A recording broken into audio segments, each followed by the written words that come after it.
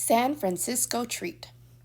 Cecile didn't care where we went or what we did on Saturdays and Sundays, as long as we stayed far away from her peace and quiet. Our first weekend, we had played Go Fish and Tic-Tac-Toe in our room and waited for Cecile to announce that we were going to some adventurous place that existed only in California. By the second weekend, I knew we had to have a plan. Since the sun rose high that Saturday, I figured it was a good day to go to the beach and collect seashells for souvenirs. Vanetta, Fern, and I had put on our bathing suits and sunglasses, and I'd asked Cecile to take us to the beach. I had never spoken Martian to someone and had them give me the look that could only be given to a Martian. Instead of answering our question, Cecile gave us a look that said, "Who are you and what planet did y'all come from?" I ended up taking my sisters to the city pool where we swam and splashed around without thinking about all that chlorine water knotting up our hair.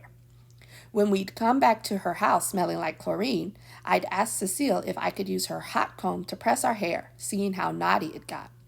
I'd expected she'd say no outright because I'd smoke up her precious workplace with hair burning from the hot comb. In fact, I'd expected a no followed by and I didn't send for y'all in the first place. It hadn't occurred to me that Cecile didn't own a hot comb or curling iron, even though that fact was as big and thick as her unpressed braids. She'd said, "Naughty? Your hair ain't naughty. It ain't misbehaving. It's doing what God meant it to do." That would have been news to Big Ma. We never entered the house of God without our hair pressed and smelling of Dixie Peach hair grease. For our third Saturday in Oakland, I had a better plan. I told my sisters, "We're going on an excursion."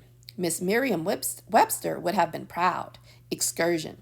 To Vanetta's and Fern's uncomprehending faces, I said, "We're taking a bus ride to our own adventure." It didn't make sense to fly 3,000 miles to the land of Mickey Mouse, movie stars, and all year sun and not see anything but Black Panthers, police cars, and poor black people.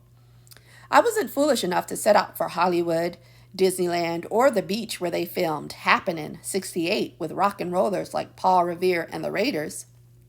Instead, I planned that we would spend our nearly last Saturday in California traveling across the bay to San Francisco to ride a cable car and see Chinatown, Fisherman's Wharf, and the Golden Gate Bridge. Now that was an excursion worthy of a back-to-school essay. Even if we didn't have a camera to take pictures of us on our adventure, we would know we'd been there. I told my sisters, "Don't say a word. Just let me do all the talking." Even though I knew Cecile didn't care, I didn't want her to suddenly take an interest in us and ask a lot of questions. If she asked questions, I'd have to spin a lot of straw. And I couldn't spin a lot of straw and look her in the face the way I'd like to. Like I'm 11 going on 12, and I know what I'm doing. "Cecile, we need money. I have all day activities planned, and we have to eat while we're out doing our activities." "Yeah, gotta eat." I turned to Fern. "Don't say no more, Fern." She got it. "If I pour cereal for them before we go," I said, "I'll only need change for the bus and some lunch money and a little extra if you want us gone long." Cecile almost raised an eyebrow, but not quite. She figured we were up to something, but probably didn't want to know the details. She reached into her man's pants and poured a lot of nickels, dimes, pennies, and some quarters into my hands. I needed both hands to get every coin. She dealt out 11 single dollars from a wad of bills and gave me those also. I was so giddy about having all of that money, I just dumped it in my shoulder bag. I could sort it out later. Just by the weight of the silver and copper, I knew we had more than the $15 I'd counted on us getting. I ate my cereal and washed the dishes with my shoulder bag slung around my neck, Brooklyn style. The best way to lose your money is to hold your bag off the shoulder. But this way, with the bag slung crosswise, you were ready for anything. As we were walking out the door, excited about our excursion, Cecile called out, "I'm not coming down to no police station if you're out there stealing. Y'all have to spend the night in jail." That was as good a be safe and have a good time as we were going to get from Cecile. We took it and left. Outside, the yards and streets were filled with screaming kids playing. It was all I could do to keep Vanetta and Fern in line for my fully planned excursion. I had worked too hard writing everything down to have them not want to go. I had asked Sister Pat about the bus and cable car. I had gotten all the sightseeing information from the library. I wasn't about to let a kickball game and some Barbie tea parties throw mile-long pouts on Vanetta and Fern because they wanted to stay here in black, poor Oakland. Then the worst possible thing happened. Hirohito came rambling up to us on his homemade go-kart. He skidded to a stop, using his high-top sneakers right at Vanetta's feet. She squealed and laughed and said, "What you know, Hirohito?"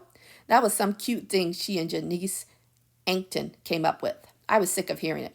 "Delphine, want to watch me fly down that hill?" "No," I said while my sister screamed, "Yes!" I glanced at my Timex. "Don't stand there watching Hirohito on his go-kart," it said. "The East Bay bus leaves in 12 minutes. You don't have time for that." Vanetta and Fern folded their arms and wouldn't budge. They watched Hirohito do that run and flop onto the flying T and go bumpity-bump down the hill. When he neared the end of the hill, he dragged his sneakers like Fred Flintstone and came to a full stop. Then he jumped up and turned to us, waving. Vanetta and Fern waved back. "Let's see him do it again," Vanetta said. "It's a boy going down the hill," I said. "We've seen it already. Let's go." I couldn't say it was thrilling how he jumped on that board thing and rolled down the hill, twisting the T left and right and then swerving it around. I couldn't say how I admired him for not crying about his father being in prison and for trying to be a normal kid. If you wanted to call Hirohito Woods normal. I certainly didn't want Vanetta to get the wrong idea and think I was as stuck on Hirohito as she and Janice were, because I wasn't. He was just a boy, and I didn't want to miss the bus to our adventure. Our bus pushed out of poor and black Oakland, where lines formed for free breakfasts and men stood around because there were no jobs and too much liquor. We were glad to be going. Each of us looked out and off into different directions, taking in all that we could. Finally, we were on our way to an adventure. I watched Fern, glued to the bus window and singing to herself. I wondered if she missed Miss Pattycake at all. How she loved Miss Pattycake long before she could walk. She teethed on Miss Pattycake's arms and legs, ate her hair when she didn't know better, squeezed her, slept with her, fed her, and sang to her. 7 years of loving Miss Pattycake, and now not one mention of her. I can study every move Fern makes and still not completely know her. There are just things I don't understand about her the way I understand Vanetta. After Miss Pattycake had been damaged and put away, I slept lightly, expecting Fern to awaken during the night, missing her true love. Not that I wanted Fern to be heartbroken. I didn't want her to love someone all her life and then not love or want them at all, even if her someone was a doll. That was no way to be. I wanted to say something to Fern, but then she cupped her hand around her mouth and squealed an "ooh," like she'd seen something bad, like a naked lady running down the street. It was that kind of an "ooh" squeal. "What, Fern?" Her eyes stayed big, her hand over her mouth. Vanetta and I kept going. "What, Fern? What, Fern?" She swallowed a gulp of air and uncupped her mouth. "I saw something." She said it again and had gone from agog to being pleased with herself. "I saw something." She clapped to the beat. Clap, clap, clap, clap. No matter how much we asked, Fern shook her head no, clapped her hands, and sang her song. I saw something. Fern was pleased she had seen something. Vanetta was sure she hadn't seen a thing. And I remembered he had said, "Delphine. Delphine, want to watch me fly down that hill?"